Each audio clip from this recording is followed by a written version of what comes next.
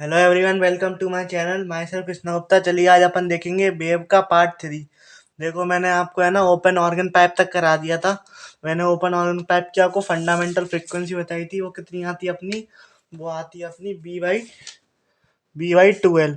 Open organ pipe में क्या होता है, अपने सारे इंटीग्रल मल्टीपल होते हैं। ठीक है, सारे इंटीग्रल मल्टीपल में ही अपने हार्मोनिक आते हैं और उसी में अपनी लेंथ आती है। पर क्लोज्ड में क्या होता था, अपना ऑड में आता था, 1:3, 3:5 ऐसे आता था इसमें।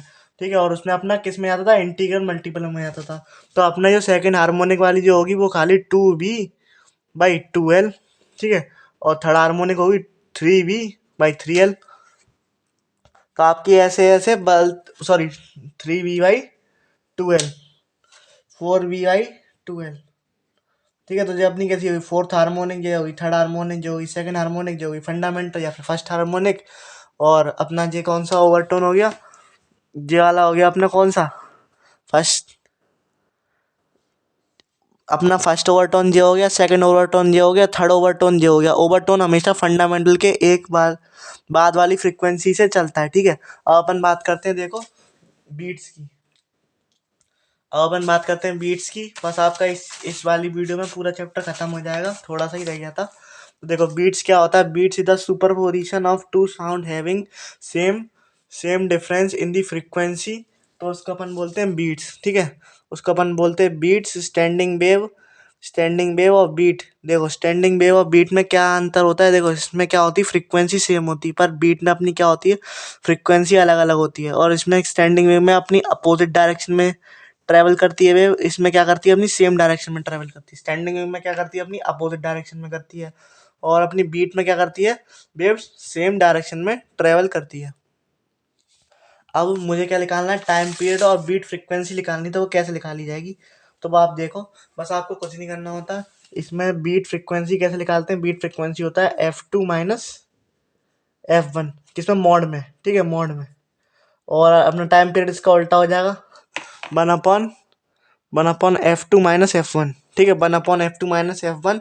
और कोई मान लो आपसे पूछे कि डेल्टा टी मैक्सिमा और मिनिमा का, तो इसमें 2 से मल्टीप्लाई कर देना आप, तो 2 × F2 - F1। ठीक है, ये आपके 3 फॉर्मूले होते हैं, जो अपना टाइम पीरियड का, जो अपना मैक्सिमा मिनिमा वाला, और ये अपना किसका, बीट का, बीट फ्रीक्वेंसी का। ठीक है, ये किसका हो जाएगा, अपना बीट फ्रीक्वेंसी का। अब आपको एक छोटा सा कंसेप्ट और बताना है, जो कि अपना, अगर अपन इसको बैक्सिंग करें और लोडिंग करें, ठीक है, बैक्सिंग और लोडिंग करें किसको, ट्यूनिंग फॉर्क को, तो अपनी फ्रीक्वेंसी की क्या हो जाती है, फ्रीक्वेंसी कम हो जाती है। अगर उसकी अपन बेनिंग करें और उसकी स्ट्रेचिंग करें, तो अपनी फ्रीक्वेंसी क्या हो जाती है, उसमें बढ़ जाती है। ठीक है, बैक्सिंग करें और लोडिंग करें तो फ्रीक्वेंसी कम होगी, बेनिंग करें और स्ट्रेचिंग करें तो अपनी फ्रीक्वेंसी क्या हो जाती है, इसमें ज़्यादा हो जाती है। और आपका जो आखिरी टॉपिक है इस चैप्टर का, वो अपना कौन सा है, ड्रॉपलर इफेक्ट। तो देखो, ड्रॉपलर इफेक्ट का बस एक ही फॉर्मूला है, उससे ही आपके सारे फॉर्मूले बन जाएंगे। देखो, पहले तो आप समझो ड्रॉपलर इफेक्ट का मतलब क्या है। ड्रॉपलर इफेक्ट का मतलब है, जैसे मान लो इधर कोई आदमी खड़ा हुआ है, ठीक है, इधर कोई आदमी खड़ा हुआ है, इधर से कोई गाड़ी आ रही है, इसके ऊपर लगा हुआ है भोंपू, और इससे अपनी क्या निकल रही, साउंड निकल रही है। तो इसको कैसे सुनाई देगी, इसकी अपीयरेंट। देखो, इसमें ज़्यादातर अपीयरेंट फ्रीक्वेंसी पूछी जाती है। ठीक है, अपीयरेंट फ्रीक्वेंसी, अपीयरेंट वेवलेंथ, ये 2 चीज़ ज़्यादा पूछी जाती है ड्रॉपलर इफेक्ट में। और इसका जो एक सबसे जो कॉमन फॉर्मूला है ना, मैं बस आपको वो बता दे रहा हूँ। तो F' = F इंटू ब्रैकेट में B/BO प्लस माइनस। ठीक है, प्लस माइनस, और नीचे होता है अपना B+-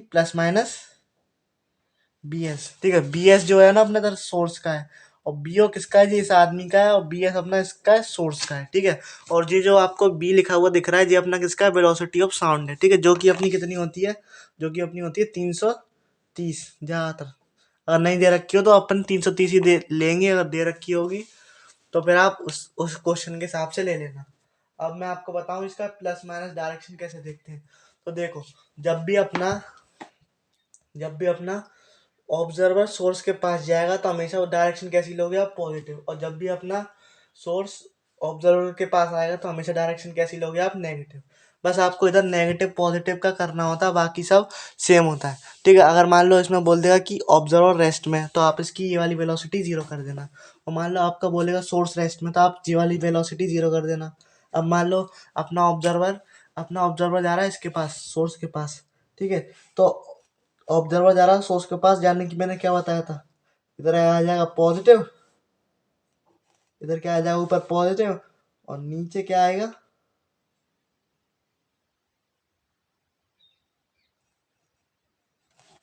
नीचे अगर मान लो सोर्स अभी, सोर्स ऑब्जर्वर जा रहा है इधर और सोर्स जा रहा है इसके दूर, ठीक है। गाड़ी जा रही है कोई सायरन वाली गाड़ी जा रही है इस तरफ, ठीक है, और ऑब्जर्वर भी जा रहा है इस तरफ, तो ऑब्जर्वर इसके पास आ रहा है पर गाड़ी से दूर जा रही है, तो दूर जाते समय नीचे भी क्या आ जाएगा, पॉजिटिव। मैंने क्या बताया था, जब भी सोर्स ऑब्जर्वर के पास आए तो नेगेटिव, जब ऑब्जर्वर सोर्स के पास जाए तब पॉजिटिव, ठीक है। तो देखो अपना जी ऑब्जर्वर सोर्स के पास जा रहा है तो इसमें क्या आ जाएगा, प्लस। अब सोर्स ऑब्जर्वर से दूर जा रहा है तो इसमें भी क्या आ जाएगा, नीचे प्लस। अब मान लो इसमें जो कह देगा कि ऑब्जर्वर 0 पे है तो जी वाली वेलोसिटी हट जाएगी, ठीक है। कभी बोल देगा अपनी जी 0 पे, क्या नाम है, ऑब्जर्वर रेस्ट में बैठा हुआ है, सोर्स चल रहा है, तो नीचे अपनी सोर्स की आ जाएगी, ऊपर ऑब्जर्वर की नहीं आएगी। तो ऐसे आपको क्या निकलवा लेगा, इसकी अपेरेंट फ्रीक्वेंसी निकाल लेगा, ठीक है। अपेरेंट लैम्डा क्या होगा, इसका जस्ट उल्टा हो जाएगा, ठीक है। फ्रीक्वेंसी को अपन क्या लिख सकते हैं, 1/λ लिख सकते हैं, 1/λ डैश इज इक्वल्स टू 1/λ। बाकी जो भी ब्रैकेट में था वो सेम ही है, फ्रीक्वेंसी ऐसा, ठीक है। बाकी जो ब्रैकेट में था वो तो यही फॉर्मूला रहेगा। और आपसे एक और पूछा जाता है, जब अपना अपना ऑब्जर्वर 90 डिग्री पे जाए, ठीक है। अपना ऑब्जर्वर 90 डिग्री पे जाए तो उसकी जो एफ अपेरेंट होती है ना, वो जो अपनी पहले होती है एफ रियल उसी के बराबर होती है, ठीक है। एक ये पूछा जाता है, और एक आपको ये और पूछा जाता है कि कोई रोटेटिंग, यहाँ मान लो ऑब्जर्वर बैठा हुआ है बीच में और इधर अपना सोर्स चल रहा है, ऐसे सर्कुलर मोशन में चल रहा है, गोल गोल घूम रहा है, तो बताओ अपनी अपेरेंट फ्रिक्वेंसी क्या होगी। तो इसमें भी सेम होगी अपेरेंट फ्रिक्वेंसी जो पहले थी, एफ डैश भी सेम होगा। और जो मैंने आपको बताया था, ऑब्जर्वर इधर खड़ा हुआ है और सोर्स इधर जा रहा है 90 डिग्री पे, तब भी अपनी फ्रीक्वेंसी क्या होती है, अपेरेंट फ्रीक्वेंसी सेम होती है, तब भी अपनी क्या होती है, अपेरेंट फ्रीक्वेंसी सेम होती है। और मान लो अपना ऑब्जर्वर मूव कर रहा है और सोर्स रेस्ट पर रखा है तो अपना कोई भी चेंज नहीं आएगा वेवलेंथ में, ठीक है। अगर अपना ऑब्जर्वर मूव कर रहा है और सोर्स अपना किस पे रखा हुआ है, रेस्ट पे रखा हुआ है, तो कोई भी चेंज नहीं आता अपना वेवलेंथ में।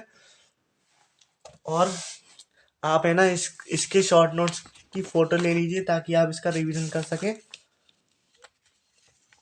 ठीक है। ये इसके शॉर्ट नोट पेज 1 है, मैं आपको पूरा अच्छी तरीके से दिखा देता हूँ, आप इसका स्क्रीनशॉट ले लीजिए ताकि आप इसको पढ़ लें अच्छे से, ठीक है। ये इसका पेज 1 है,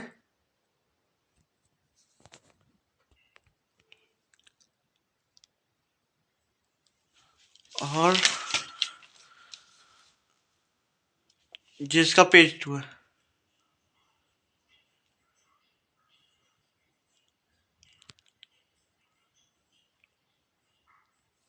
आई होप आपने ले लिया होगा।